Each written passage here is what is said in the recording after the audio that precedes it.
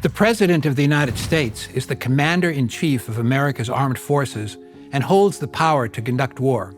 But the President does not have the authority to start war.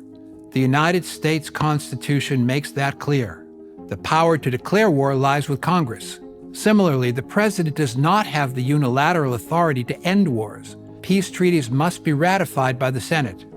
Yet for nearly 100 years, Congress has ceded its constitutional war powers responsibility and surrendered it to the President. The last time the United States formally declared war was 1942 against Bulgaria, Hungary, and Romania as part of World War II. Since that time, declarations of war have become increasingly rare worldwide and have all but disappeared in the United States.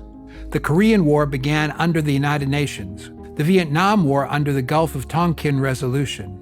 The Gulf War and War on Terror began with authorizations for use of military force, AUMFs, all without declarations. Meanwhile, declarations of war have become similarly rare worldwide. Even Russia classified its invasion of Ukraine as only a, quote, special military operation. America has also largely discontinued the tradition of ending military conflicts with formal peace treaties. The United States has not signed a peace treaty since 1952, officially ending the Second World War with Japan in the Treaty of San Francisco. Armistices, peace accords, and ceasefires have since dominated the post-war diplomatic landscape. These less binding agreements do not always put an end to conflict. The Paris Peace Accords did not terminate the fighting in Vietnam, only an end to U.S. involvement, eventually leading to the fall of Saigon and a complete communist takeover.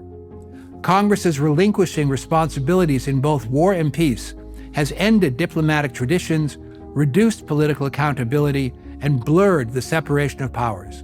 It is vital to understand how we got here before any real change is possible.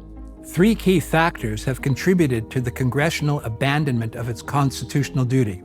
First, nuclear weapons have dramatically changed the ways in which wars are fought, making traditional conflict potentially apocalyptic, ultimately giving way to the rise of asymmetric and proxy wars. Declaring war against an identifiable enemy therefore becomes difficult.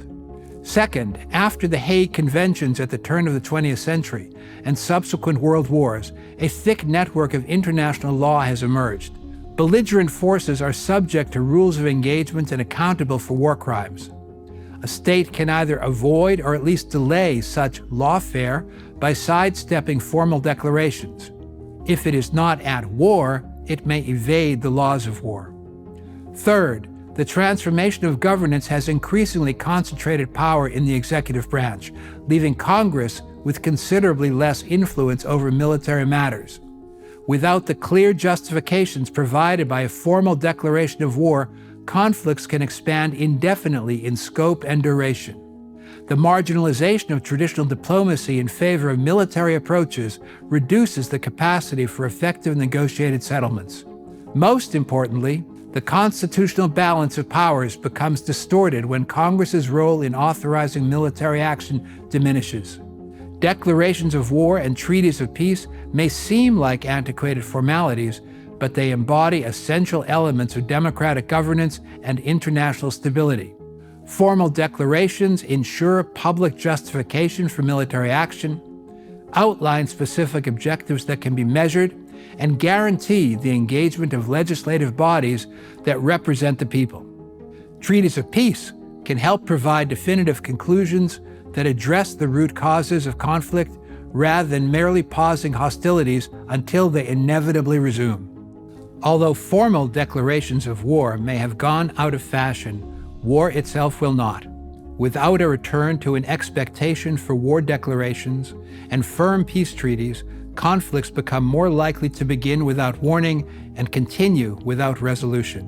Both the executive branch and the legislative branch must re-embrace these constitutional practices and help the United States restore democratic accountability and international stability in an increasingly dangerous world.